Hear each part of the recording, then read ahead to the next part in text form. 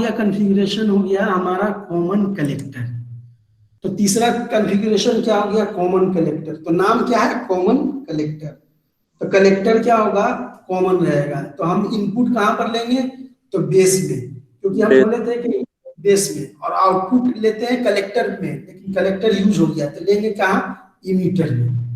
तो हम लोग कॉमन कलेक्टर कॉन्फ़िगरेशन में इनपुट कहाँ पर लेते हैं, तो इनपुट लेते हैं बेस में, आउटपुट लेते हैं कलेक्ट इमीटर में। इस तरह से देखो बना हुआ है कॉमन कलेक्टर। तो कॉमन कलेक्टर बना हुआ है, यहाँ पर क्या है, कलेक्टर, 3 टर्मिनल था, इमीटर था, एक बेस था बीच में, और एक कलेक्टर था। तो कलेक्टर को क्या किए, कॉमन कर दिए, इमीटर वाले के साथ भी और बेस वाले के साथ भी।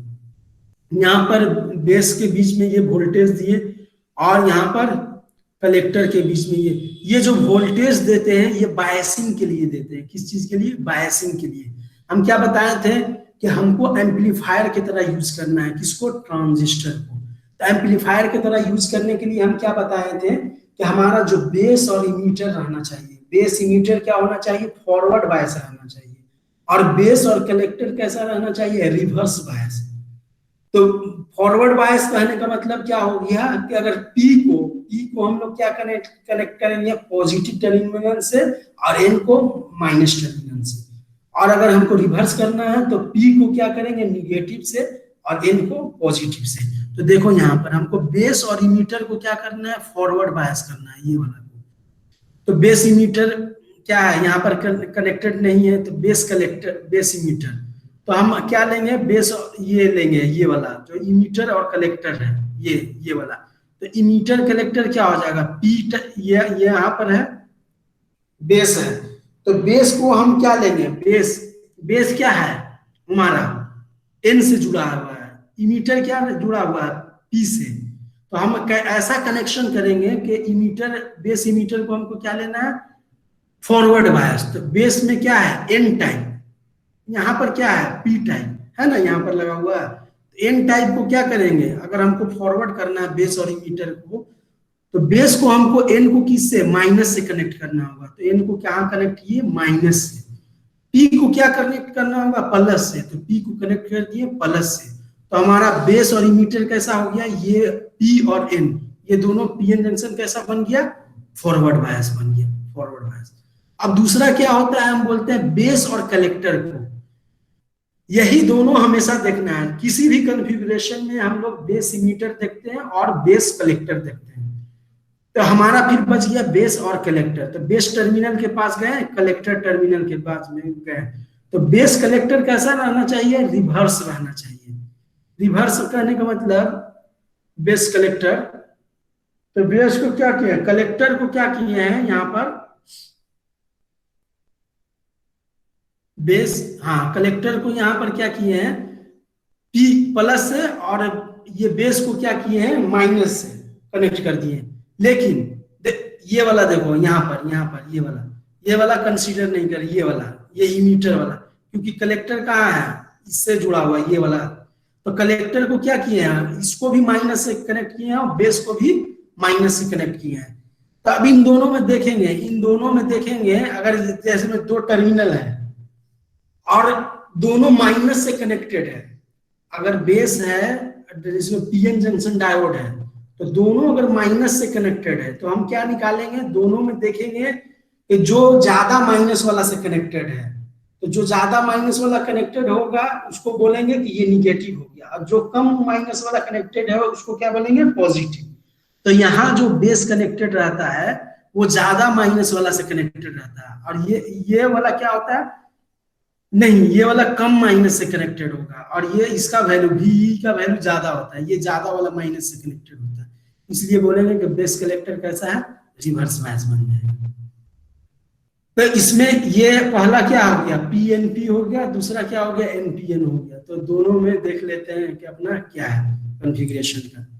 फिर क्या तीसरा बोले थे कि पॉइंट जो याद करने वाला है ये वाला है कि फेज एंगल देखेंगे, इनपुट टर्मिनल देखेंगे, output terminal, voltage, current, power gain, input impedance और आउटपुट इंपीडेंस, ये याद करना बहुत जरूरी है, ये वाला रिलेशन। तो इसमें क्या बोलेंगे कि फेज एंगल इसमें 0 डिग्री बनेगा, यानी इनपुट में जो हम देंगे, इनपुट में हम जो देंगे बेस यहाँ पर क्या है, इनपुट बेस है, तो बेस में अगर पॉजिटिव हाफ देंगे तो आउटपुट जो है इमीटर के पास भी पॉजिटिव वाला ही मिलेगा। बेस में अगर निगेटिव वाला साइन देंगे तो इमीटर के पास भी निगेटिव वाला मिलेगा, मींस फेज एंगल 0 है। वोल्टेज गेन इसमें लो होता है और कैरेंट गेन इसमें क्या होता है, हाई होता है, इसलिए पावर गेन इसका मीडियम रहता है, हाई नहीं रहता है। और इसमें क्या होता है, इनपुट इंपीडेंस हाई होता है, आउटपुट इंपीडेंस लो होता है, इसलिए कॉमन कलेक्टर कॉन्फ़िगरेशन को भी हम लोग कॉमन इमीटर से क्या होता है, कम यूज करते हैं। क्यों? क्योंकि इसमें पावर गेन हाई नहीं है।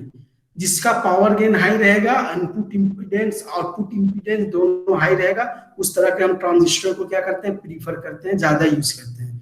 इसलिए हम लोग common collector common emitter configuration को यूज करते हैं ज्यादा।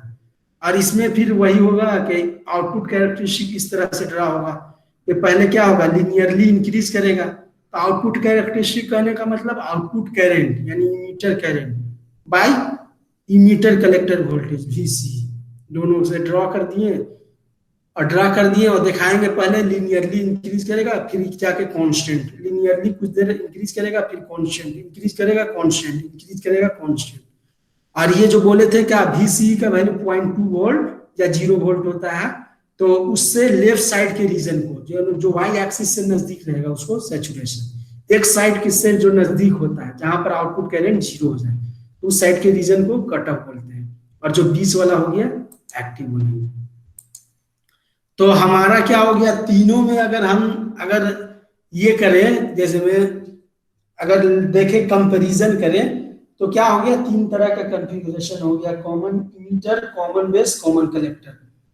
अब यहाँ पर देखो कॉमन कलेक्टर जो होता है, इसमें एक चीज नहीं लिया, कॉमन कलेक्टर जो होता है उसमें कैरेंट गेन को क्या होता है, कैरेंट गेन उसमें लिख लेना अपना कॉपी में। तो कैरेंट गेन इसमें क्या हो जाएगा, इमीटर कैरेंट, यानी आउटपुट में क्या है इमीटर और इनपुट में क्या है बेस, उससे कैरेंट खाली जोड़ देंगे, तो emitter current by base current क्या हो जाएगा, इसका कैरेंट गेन। और कैरेंट गेन जो होता है कॉमन कलेक्टर का, उसको डिनोट करेंगे किससे, गामा से।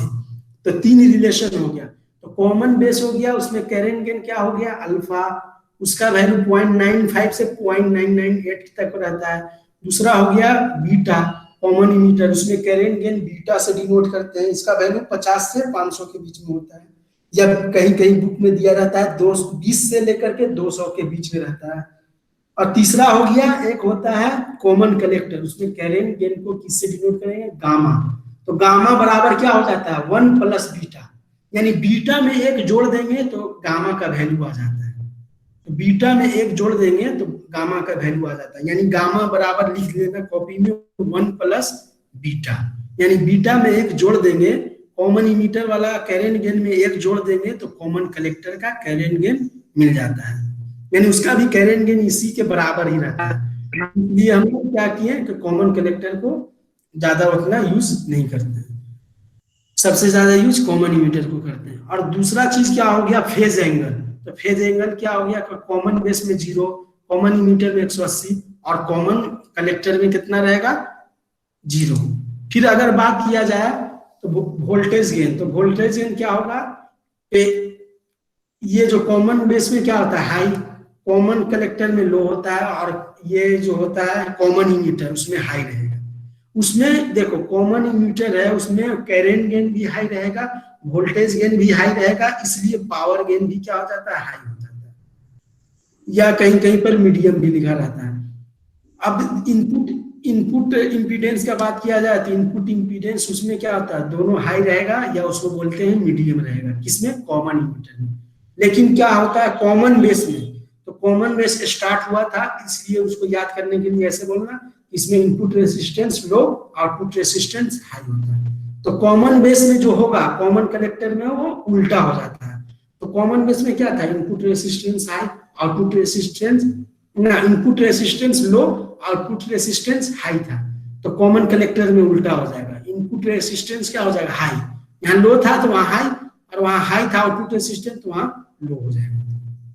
और तीसरा हो जाएगा कॉमन इमीटर बीच वाला, तो उसमें लिख देंगे input resistance medium, output resistance medium होता है, और वोल्टेज गेन कैरेंट गेन क्या होता है हाई हाई तीनों होता है, वो लिख देंगे। या मीडियम मीडियम भी लिख दोगे तो चलेगा, पावर गेन लेकिन क्या लिखना, हाई लिखना। तो ये तीनों में क्या हो गया, ये हो गया डिफरेंशिएट हो गया कि कौन क्या होता है किसमें। और बाकी वो हो गया ये वाला जो इनपुट का एक में याद कर लेना, एक में कैरेक्टरिस्टिक याद कर लेगा कि इनपुट वर्सेस आउटपुट रहता है। इनपुट कैरेक्टरिस्टिक डायोड के टाइप का रहेगा, कि जर्मेनियम रहेगा तो 0.2 वोल्ट के बाद क्या होगा, या 0.3 वोल्ट के बाद एक्सपोनेंशियली इंक्रीज करेगा। और अगर सिलिकॉन मटेरियल रहेगा तो उसमें 0.7 वोल्ट के बाद एक्सपोनेंशियली इंक्रीज करेगा। तो इनपुट कैरेक्टरिस्टिक सबका सेम रहेगा, input current versus input voltage. Output characteristic में थोड़ा सा चेंज हो जाता है, टर्मिनल पहले देख लेना कि कौन टाइप का यूज किए, उसने उस तरह से प्लॉटिंग कर देना। दूसरा चीज क्या हो जाता है कि दूसरा चीज होगा कि पहले इंक्रीज करेगा लिनियरली यानी स्ट्रेट लाइन की तरह, फिर क्या होगा थोड़ा सा घूमेगा, टेपर होगा, घुमा होगा, और उसके बाद क्या होगा कांस्टेंट हो जाएगा। और रीजन पहचान करना है तो एक्स एक्सिस यानी वोल्टेज वाला के नजदीक में रहेगा cut off, Y axis current वाला के नजदीक में रहेगा तो उसको सैचुरेशन, और दोनों के बीच को एक्टिव। और यूज कहां पर करते हैं किस तरह से, तो cut off, cut off, of कहने का मतलब ऑफ कर दिए यानी ऑफ स्विच की तरह। सैचुरेशन तो उसमें ऑन, तो ऑफ में क्या होगा दोनों रिवर्स बायस हो जाएगा, इमीटर वाला भी कलेक्टर वाला भी। ऑन ऑन स्विच यूज करेंगे तो दोनों फॉरवर्ड हो जाएगा, एक में दोनों रिवर्स, ऑन स्विच में दोनों फॉरवर्ड। और एम्पलीफायर की तरह जब यूज करेंगे तो पहला जो होता है इमीटर वाला होता है, इमीटर तो उसको फॉरवर्ड रखेंगे और दूसरा को क्या करते हैं रिवर्स, तो कलेक्टर वाला को क्या करेंगे रिवर्स रखेंगे।